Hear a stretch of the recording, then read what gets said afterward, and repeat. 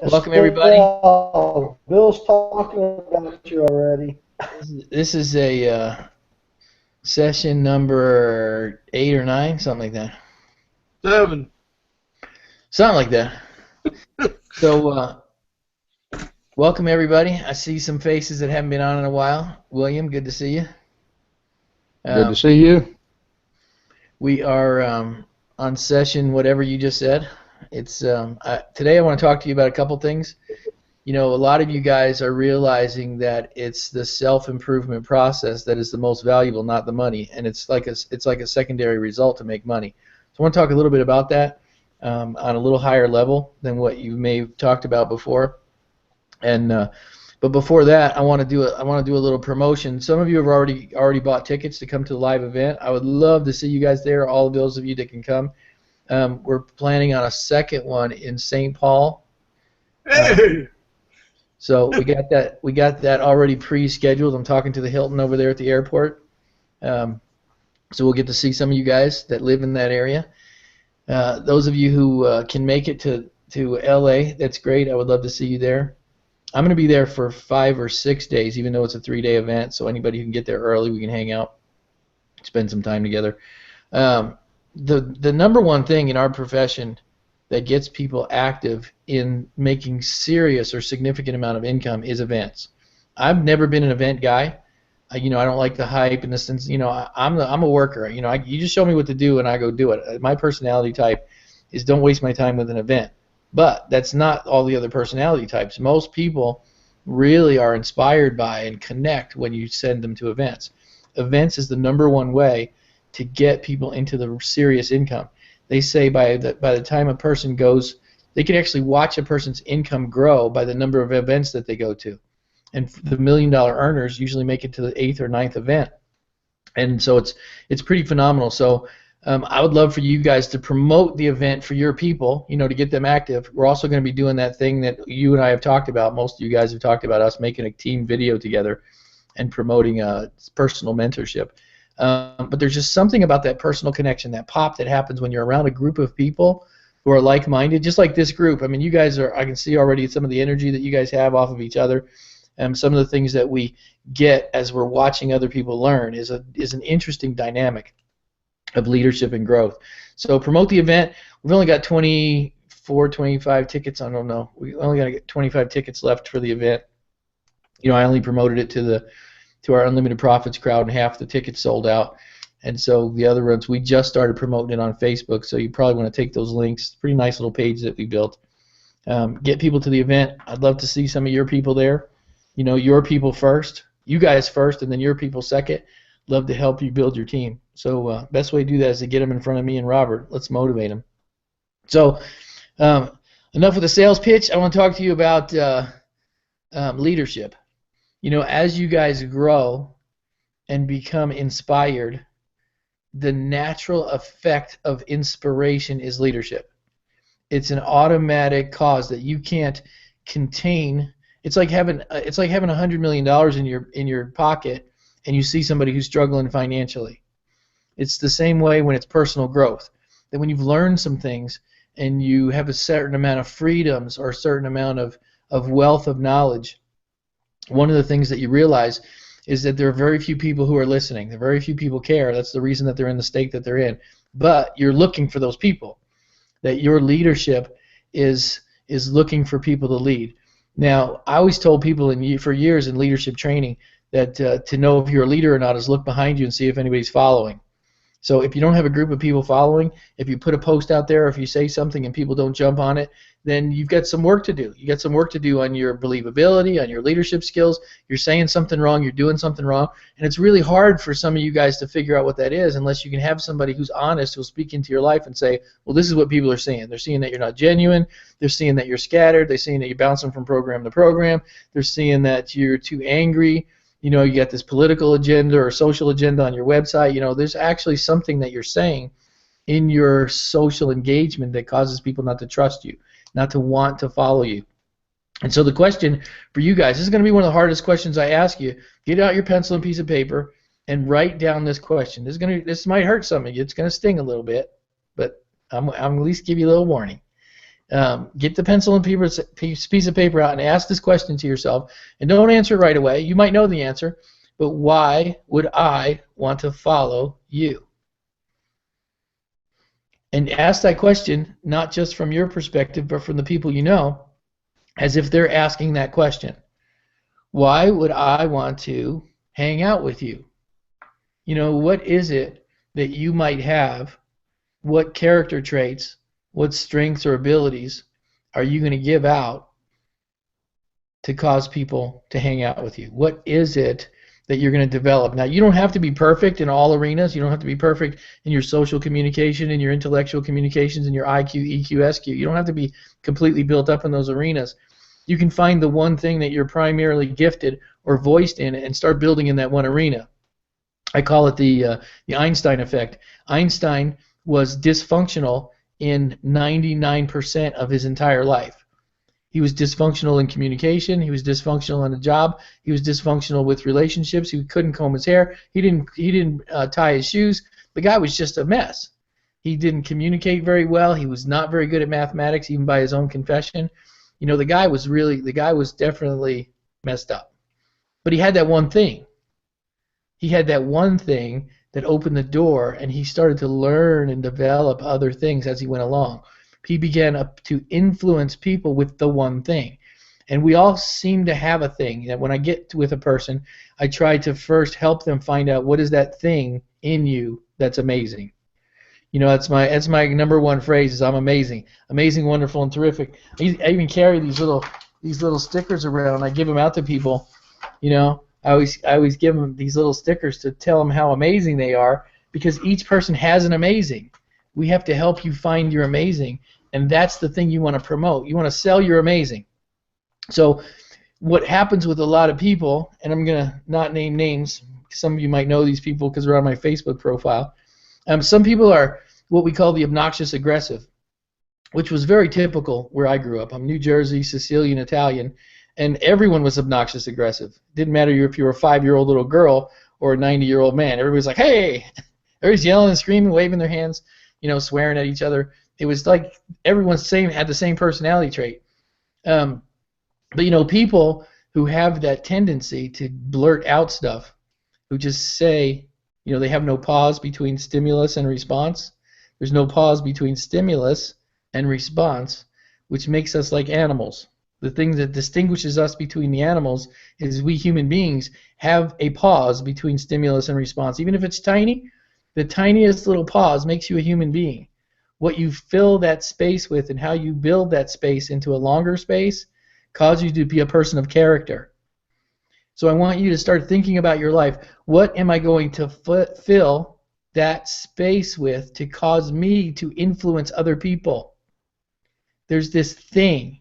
Don't let it be your agenda, your doctrine, your ideals, your ideologies, because we seem to be so agendaed in America now. We're so polarized with all these different concepts and ideas and social things that are going on that we want to fill that space with our agenda.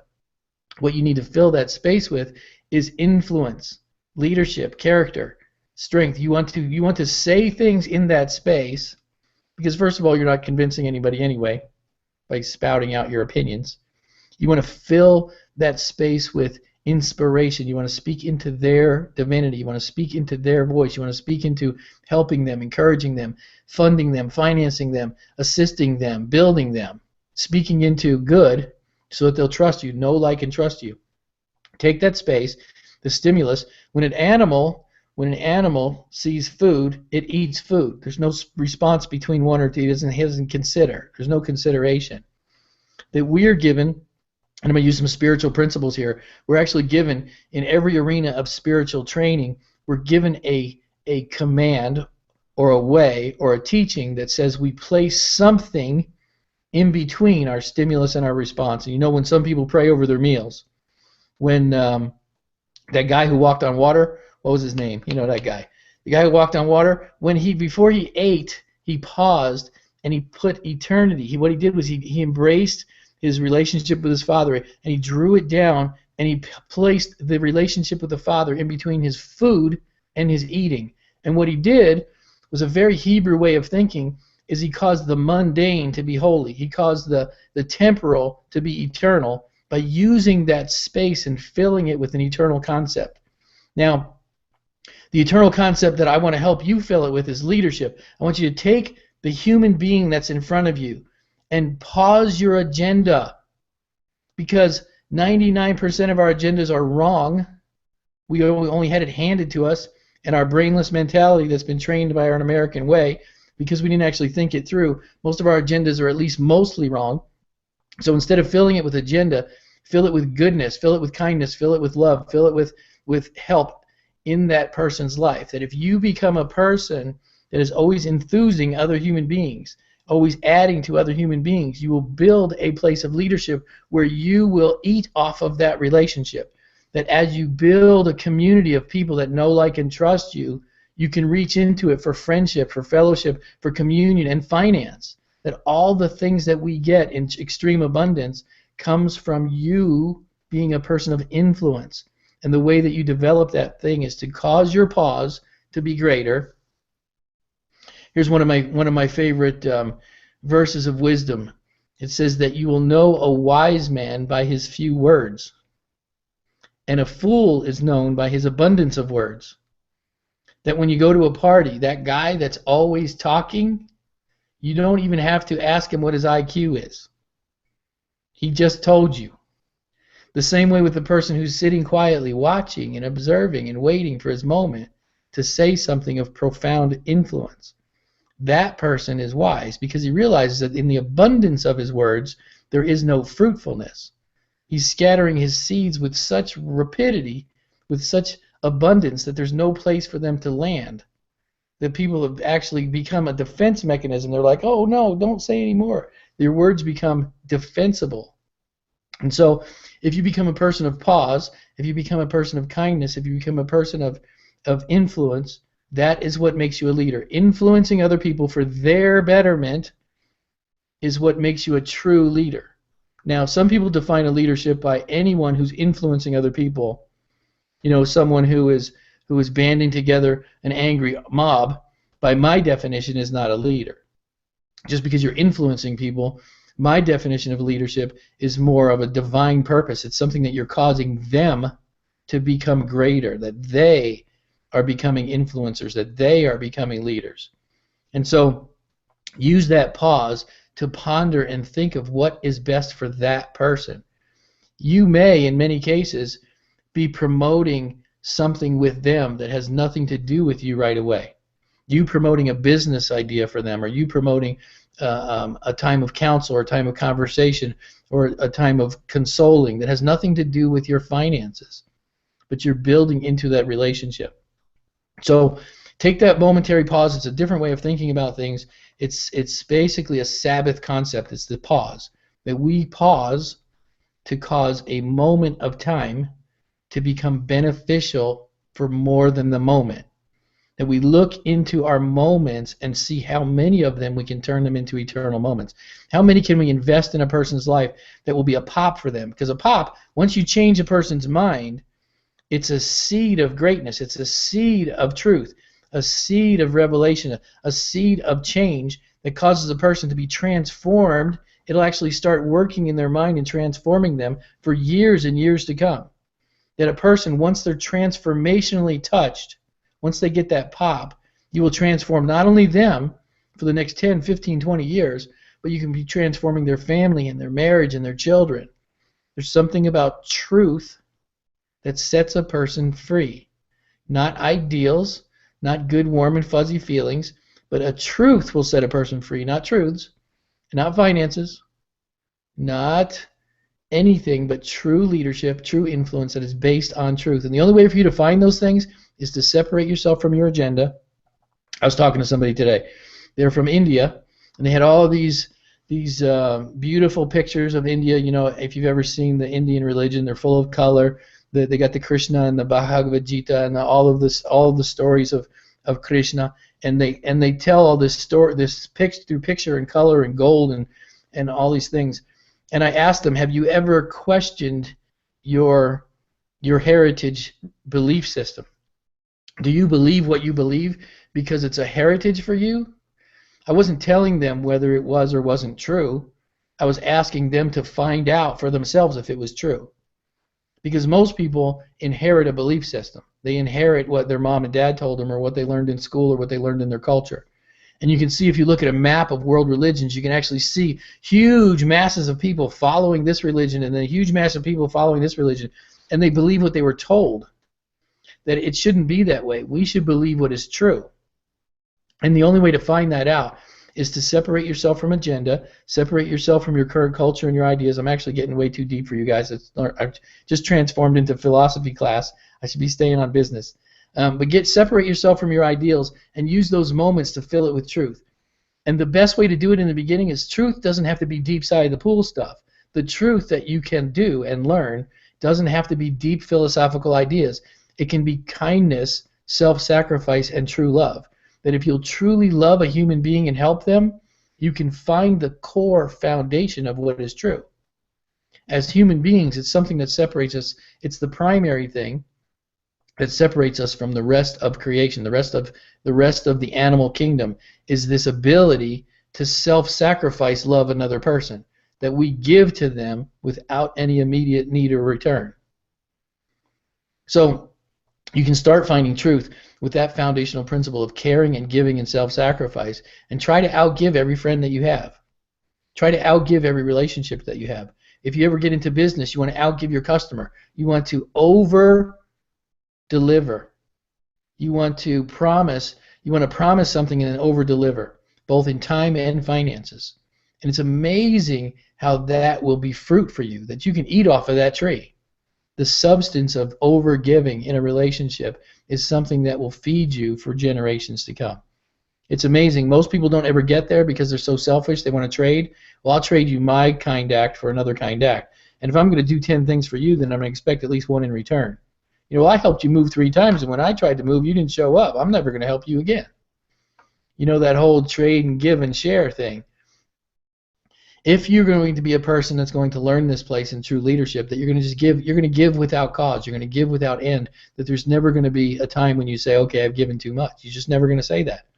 Because your character of leadership is founded on care for other human beings and giving to them. Give until it hurts. Give until you die.